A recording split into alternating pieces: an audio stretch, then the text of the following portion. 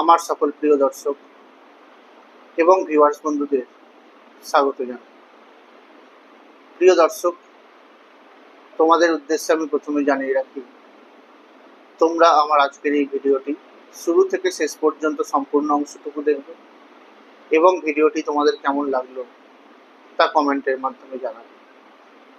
তোমাদের এই কমেন্টগুলোই আমাকে পরবর্তীতে আরও এই ধরনের বিষয়ভিত্তিক ভিডিওগুলি তৈরি করতে উৎসাহিত করবে।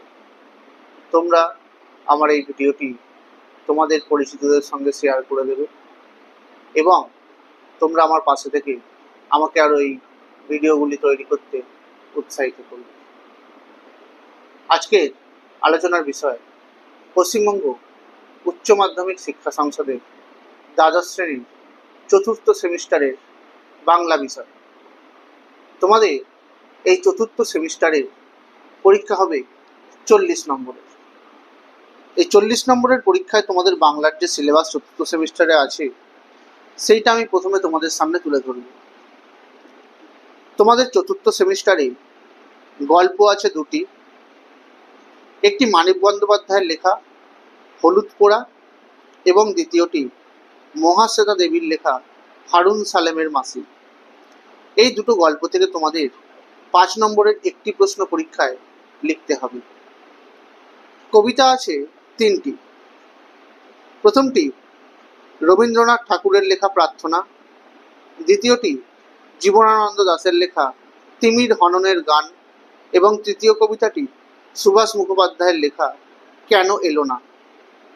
এই 3টি কবিতা মিলিয়ে তোমাদের 2 নম্বরের একটি প্রশ্ন এবং 3 নম্বরের একটি প্রশ্ন পরীক্ষায় লিখতে হবে। তোমাদের পাঠ্যাংশে নাটক আছে একটি, আর সেটি হলো অজিতেশ বন্দ্যোপাধ্যায়ের লেখা নানা রঙের দিন। এই নাটক থেকে তোমাদের 5 নম্বরের একটি প্রশ্ন পরীক্ষায় লিখতে হবে। এছাড়াও আছে পূর্ণাঙ্গ সহায়ক গ্রন্থ, যেখানে আছে একটি মাত্র গল্প, সেটি হলো রবীন্দ্রনাথ ঠাকুরের লেখা ডাকঘর। এই ডাকঘর থেকে তোমাদের 2 নম্বরের 2টি প্রশ্ন এবং 3 নম্বরের 2টি প্রশ্ন পরীক্ষায় লিখতে হবে। এছাড়াও আছে বাংলার শিল্প সাহিত্য এবং যেখান থেকে তোমাদের 2 নম্বরের একটি প্রশ্ন এবং 3 নম্বরের একটি প্রশ্ন পরীক্ষায় লিখতে হবে। প্রবন্ধ রচনা। প্রবন্ধ রচনাকে আবার দুটো ভাগে ভাগ করেছে। একটি হলো প্রদত্ত অনুচ্ছেদের ভিত্তিতে প্রবন্ধ রচনা এবং অপরটি প্রদত্ত সূত্র বা তথ্যের ভিত্তিতে প্রবন্ধ রচনা।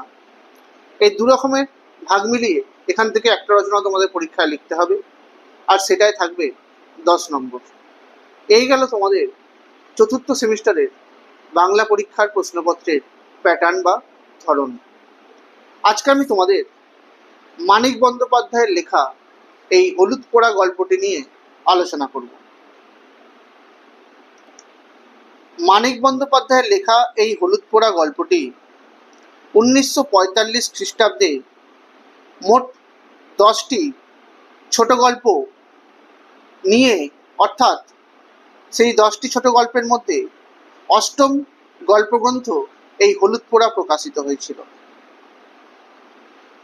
আর পরীক্ষায় যদি তোমাদের দেয় হলুদ পোড়া গল্পের উৎস কি, তাহলে সেই ক্ষেত্রে উত্তর হবে মানিক বন্দ্যোপাধ্যায়ের লেখা 8ম গল্পগ্রন্থ থেকেই হলুদ পোড়া গল্পটি নেওয়া হয়েছে। এই গল্পের যে বিষয়বস্তু, সেই বিষয়বস্তু এখন তোমাদের সামনে আমি তুলে ধরব।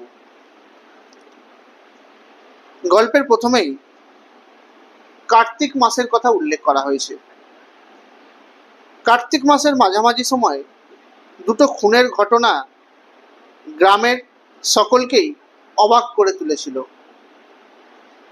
বলাই চক্রবর্তীর অপমৃত্যু অনেকের কাছেই প্রত্যাশিত হলেও গৃহস্থ ঘরের কন্যা শুভ্রার খুনের ঘটনা সকলের মধ্যে কৌতূহলের জন্ম দিয়েছিল। গ্রামের 8-10টা সাধারণ মেয়ের মতোই শুভ্রাও বিয়ের পর শ্বশুর বাড়ি গিয়ে বছরখানেক পর সন্তানের জন্ম দিতে বাপের বাড়ি এসেছিল। এই মেয়েটি যখন বাড়ির পেছনে ডোবার ঘাটে গিয়ে খুন হয়েছিল, তখন গা শুদ্ধ অর্থাৎ গ্রামের সকলেই যেন অপ্রস্তুত হয়ে পড়েছিল। একজন পুরুষ এবং একজন যুবতী নারী পরপর খুন হওয়ার জন্যই দুটো খুনের মধ্যে একটা সম্পর্ক খুঁজে বার করার আপ্রাণ চেষ্টা করেও অনেক উৎসাহী গ্রামবাসী কিন্তু ব্যর্থ হয়েছিলেন। গ্রামবাসীর ব্যর্থতার মূল কারণ ছিল কল্পনা এবং অনুমানগুলির মধ্যে বিন্দুমাত্র সত্যতার কোনো আভাস কিন্তু ছিল না। কাকার মৃত্যুতে 40 টাকার চাকরি ছেড়ে 50 টাকার রিওয়ার্ড ঘোষণা করে বলাই চক্রবর্তীর সম্পত্তি গ্রহণ করেছিল তার ভাইপো নবীন। কাকার হত্যাকারীকে ধরার জন্য নবীনের আগ্রহ ছিল দেখার মতো। আর এই ঘটনার ঠিক 21 দিন পর নবীনের স্ত্রী দামিনী সন্ধ্যাবেলা রান্নাঘর থেকে শোয়ার ঘরে যাওয়ার পথে উঠোনে আছড়ে পড়ে দাঁতে দাঁত লেগে গিয়েছিল। স্থানীয় স্কুলের মাস্টারমশাই ধীরেন ডাক্তারি পাস না করেও গ্রামের মধ্যে একমাত্র ডাক্তার ছিলেন। প্রথম যৌবনে প্রবল উৎসাহে নিজের পয়সায় তিনি লাইব্রেরি স্থাপন, তরুণদের নিয়ে সমিতি গঠন সহ নানা ধরনের কাজ করেছিলেন। বিয়ের 6 বছরের মধ্যে 4টি ছেলেমেয়ের জন্ম হয়ে যাওয়াতে নবীনের সমাজ কল্যাণ কর্মে ভাটা পড়েছে। দামিনীর চিকিৎসা করতে এসে ধীরেন সাহস না পেয়ে কৈলাস ডাক্তারকে ডেকে আনার প্রস্তাব দিয়েছিলেন। দামিনীর স্বামী নবীন গায়ের বৃদ্ধদের পরামর্শে কুঞ্জ মাঝি নামক গুণিনকে চিকিৎসার জন্য ডাকতে রাজি হয়েছিলেন। সহপাঠী ধীরেনের অনুরোধ একেবারে ফেরাতে না পেরে কুঞ্জ মাঝির সাথে সাথে কৈলাস ডাক্তারকেও খবর দেওয়া হয়েছিল। কুঞ্জ ছিলেন সেই সময়ের নামকরা গুণিন। অশরীরী আত্মাকে দমন করার কৌশল তার ছিল এক অভিনব আবিষ্কার। কুঞ্জ মাঝির এই অভিনব গুণপনা দেখতে অনেকে ভিড় করেছিলেন। মন্ত্র পড়ে জল ছিটিয়ে দামিনীকে যখন খুঁটির সঙ্গে বেঁধে দেওয়া হয়েছিল তখন তার আর পালাবার ক্ষমতা রইল না। কুঞ্জ মাঝির অমানবিক কীর্তিকলাপ ধীরেনের কাছে অসহ্য মনে হলেও তার কথায় বন্ধু নবীন পর্যন্ত কানে শুনল না। বাড়ির উঠোনে দাঁড়িয়ে 30-35 জন নারী পুরুষ রহস্য রোমাঞ্চে ভরা জীবনের অপর পারের ভয়ঙ্কর ম্যাজিক প্রত্যক্ষ করছিলেন। তীব্র উত্তেজনা এবং কৌতূহল ভরা একের পর এক কুঞ্জ মাঝির কর্মকাণ্ড দর্শকদের নজর নবীনের দাওয়ার স্টেজেই আটকে রেখেছিল। কুঞ্জ মাঝি মালসাতে আগুন করে তাতে 1-2টি শুকনো পাতা এবং শিকড় পুড়তে দিলে চামড়া পোড়ার মতো উৎকট গন্ধে চারিদিক ভরে গিয়েছিল। দামিনীর আর্তনাদ এবং ছটফটানি কমে এলে কুঞ্জ মাঝি তার প্রধান অস্ত্র একটা কাঁচা হলুদ পুড়িয়ে দামিনীর নাকের কাছে ধরেছিলেন। অজানা কোনো ঘোরে তন্দ্রাচ্ছন্ন দামিনীর চোখ দুটি হঠাৎ যেন তন্দ্রাচ্ছন্ন বিস্ফোরিত হয়ে কুঞ্জ মাঝির প্রশ্নের উত্তরে সে জানিয়েছিল, আমি শুভ্রা গো, শুভ্রা। অর্থাৎ শুভ্রার সেই অশরীরী আত্মার আগমনে সকলেই উৎকণ্ঠার সঙ্গে জানতে আগ্রহী হয়ে উঠল তার খুনিকে। কুঞ্জ মাঝিকে কিছু জিজ্ঞেস করতে হলো না। দামিনী সকলকে বিস্মিত করে জানিয়ে দিল বলাই খুড়োই তাকে খুন করেছে।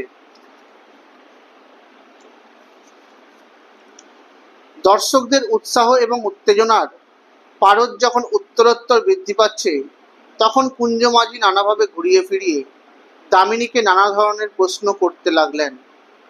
এমন সময় কৈলাস ডাক্তার এসে পড়লে কুঞ্জ মাঝিকে রণে ভঙ্গ দিতে হয়েছিল। জমকালো চেহারার কৈলাস কুঞ্জ মাঝির আগুনের মালসা লাথি মেরে ছুঁড়ে তার দিকে চেয়ে বললেন, ওষুধ দিয়ে বৌমাকে আজ মেরে ফেলে থানায় তোর নামে রিপোর্ট দেব তুই খুন করেছিস। কৈলাস ডাক্তারের জোরালো ঘুমের ঔষধে দামিনী কয়েক মিনিটের মধ্যেই ঘুমিয়ে পড়ল। শুভ্রার মৃত্যুর 3 দিন আগে যে বলাই চক্রবর্তীর মৃত্যু হয়েছে তার দ্বারা শুভ্রার খুন কিভাবে সম্ভব হলো তার ব্যাখ্যা দিয়েছিলেন বুড়ো ঘোষাল। সেই বুড়ো ঘোষালের মতে শুধু জ্যান্ত মানুষই নয়, অনেক ক্ষেত্রে অনেক জায়গায় সুযোগ পেলে অশরীরী আত্মারাও খুনি হয়ে ওঠে, যেমনটা ঘটেছিল শুভ্রার ক্ষেত্রে। কুঞ্জ মাঝি বুড়ো ঘোষালের কথাটিকে সমর্থন করে তার সঙ্গে আরও একটু সংযোজন বা যুক্ত করে জানিয়েছিলেন, বলাই চক্রবর্তী অন্য কারো সাহায্য নিয়ে শুভ্রাকে খুন করিয়েছে, কারণ মৃত্যুর 1 বছরের মধ্যে কেউ সোজাসুজি অন্যের ক্ষতি করতে পারে না। তবে রক্ত মাংসের যে হাতকে খুনের জন্য ব্যবহার করা হয়েছিল তার কিছু তার মনে নেই। এইভাবে এক রাতের মধ্যে অনেক কান ঘুরে পরের দিন সকালে ধীরেনের কানে যখন আগের রাতের সমস্ত খবর গিয়ে পৌঁছলো, তখন চারিদিকের প্রকৃতি নতুন সাজে সেজে উঠেছিল। বাড়ির পেছনের যে ঘাটটি গাছের টুকরো বসিয়ে ধীরেন শুভ্রার জন্য বাঁধিয়ে দিয়েছিল, তার অনেক গুঁড়ি ভেসে উঠেছে। পাড়ার মানুষেরা বাড়ি বয়ে এসে বদনাম করে গেলে তাদের ওপর ধীরেন ক্ষুব্ধ পর্যন্ত হতে পারল না। ধীরেনের স্ত্রী শান্তি ভাতের থালা ধীরেনের সামনে ধরে শুভ্রার সম্পর্কে কিছু বলতে চাইলে সঙ্গে সঙ্গে প্রতিবাদ করেছিল ধীরেন। আসলে শুভ্রার সম্পর্কে কোনো আলোচনা ধীরেনের মধ্যে ক্ষোভ এবং বিষাদের সৃষ্টি করছিল। স্কুলে যাওয়ার পথে যাদের সঙ্গে দেখা হলো প্রত্যেকে ব্যঙ্গের সঙ্গেই তাকালো ধীরেনের দিকে। পুরুত ঠাকুর নানা উপদেশ দিয়ে মাদুলি ধারণের পরামর্শ দিয়েছিলেন ধীরেনকে। তার 7 বছরের পরিচিত স্কুলটাকে আজ তার বড় অপরিচিত মনে হয়। হেডমাস্টার ধীরেনকে 1 মাসের ছুটির প্রস্তাব দিয়েছিলেন। ধীরেন একবার স্কুলের সেক্রেটারি মথুরবাবুর বাড়িতে যাবার ভাবনা ভাবলেও সাহস কিন্তু পেলেন না। বলা ভালো তিনি লজ্জা পেলেন। স্কুল থেকে বাড়ি ফেরার পথে চেনা মানুষের সঙ্গ এড়াতে ধরলেন মাঠের পথ। বাড়িতে গিয়ে নিজেকে লুকানোর অবিরাম প্রচেষ্টা নিয়ে ধীরেন বাড়ি ফিরলেন। সারা দুপুর ঘরে বসে ছটফট করে শেষবেলায় ধীরেন বাইরে এসে দেখলেন বাসঝাট থেকে কেউ বাস কাটছে। শান্তির জানালপাড়ার খেন্তি পিসির পরামর্শে শান্তি একটি বাস কাটিয়ে সেই কাঁচা বাসের 2 প্রান্ত পুড়িয়ে বাড়ি ও পুকুরঘাটের মাঝে পেতে রাখতে চায়। শুভ্রার অপমৃত্যুর পর থেকেই অবশ্য শান্তি সন্ধ্যার আগেই ঘরকন্যার কাজ সেরে ঘরের মধ্যে ঢুকে পড়ে। ছেলেমেয়েদের ঘরের মধ্যে আটকে রাখে। কারণে অকারণে ভয় পেয়ে গোঙাতে গোঙাতে শান্তি বমি করে ফেলে। ধীরেন কিন্তু শান্তিকে বাস পাততে নিষেধ করলেও শান্তি নিষেধের অমান্য করে বাস পেতে সন্ধ্যা হওয়ার আগেই ঘরে ঢুকে যায়। ঘরে আলো জ্বালানোর আগেই ছেলে মেয়েদের খেতে দিল, নিজে সামান্য খেয়ে নিয়ে ধীরেনের ভাত বেড়ে ঢাকা দিয়ে রেখে দিল। অশরীরী আত্মার ভয়ে আজকাল শান্তি বিকালে মাছ পর্যন্ত রান্না করে না। সন্ধে পার হয়ে রাত্রি নামার আগেই শুভ্রার সঙ্গে কথা বলার অভিপ্রায়ে ঘরে থেকে নেমে কাঁচা বাসের গণ্ডি পার হয়ে ডোবার মাঠের দিকে পা টিপে টিপে এগিয়ে যায় ধীরেন। কিছুক্ষণ পর এক অদ্ভুত বিকৃত গলার ডাক শুনে শান্তির লণ্ঠন হাতে নিয়ে বাইরে বেরিয়ে আসে। ধীরেন তখন গেঞ্জি আর কাপড়ে কাদা ও রক্তমাখা অবস্থায় নিজের নাম ধরে ডাকাডাকি করছে। ঠোঁট ও চিবুক থেকে রক্ত গড়িয়ে পড়া অবস্থায় ধীরেন বারবার শান্তিকে বাসটা সরিয়ে দিতে অনুরোধ জানায়। মাটিতে শোয়ানো বাস ধীরেন ডিঙোতে পারছে না দেখে শান্তি আর বুঝতে কিছু বাকি রইল না। এরপর শান্তির আর্তনাদ শুনে গায়ের লোকের পাশাপাশি কুঞ্জ মাঝিও এলেন। আবার মন্ত্রপাঠ, জল ছিটানোর সাথে সাথে মালসাতে আগুন করে তাতে কাঁচা হলুদ পুড়িয়ে ধীরেনের নামের কাছে ধরা হয়েছিল। আর তখন কুঞ্জ মাঝির প্রশ্নের উত্তরে ধীরেন বলে উঠেছিল, আমি বলাই চক্রবর্তী, শুভ্রাকে আমি খুন করেছি। অর্থাৎ লেখক তার এই হলুদ পোড়া গল্পটির মধ্যে দিয়ে মানুষের যে অবচেতন অন্ধকার মনের কোণে লুকিয়ে রাখা যে চিন্তাভাবনা এবং কল্পনাকে যে তিনি বাইরে নিয়ে আসতে চেয়েছিলেন, সেইখান থেকেই তিনি তার এই গল্প রচনার মধ্যে দিয়ে তার সেই চিন্তাভাবনাকে বাইরে বার করে নিয়ে আসার বা অবচেতন মনের যে চিন্তাভাবনা তাকে মানুষের সামনে তুলে ধরার জন্য তার এই হলুদ পোড়া নামক গল্পটি লেখা সার্থক হয়েছে। যে সমস্ত বিষয়বস্তু বা প্রধান প্রধান শব্দার্থ এবং গুরুত্বপূর্ণ প্রশ্নোত্তর, সেগুলো পরবর্তী ভিডিওগুলোতে আলোচনা করব। তোমরা আমার ভিডিওটি লাইক করে দেবে, কমেন্ট করবে, শেয়ার করে দেবে। আমার চ্যানেল নতুন দেখে থাকলে চ্যানেলটি সাবস্ক্রাইব করে দেবে। পাশে থাকা বেল আইকনটি প্রেস করে দেবে যাতে তোমরা আমার ভিডিও নোটিফিকেশনগুলো পেতে পারো। তোমরা আমায় ফেসবুক পেজে ফলো করে দেবে আর ইনস্টাগ্রামেও ফলো করে দেবে। ধন্যবাদ।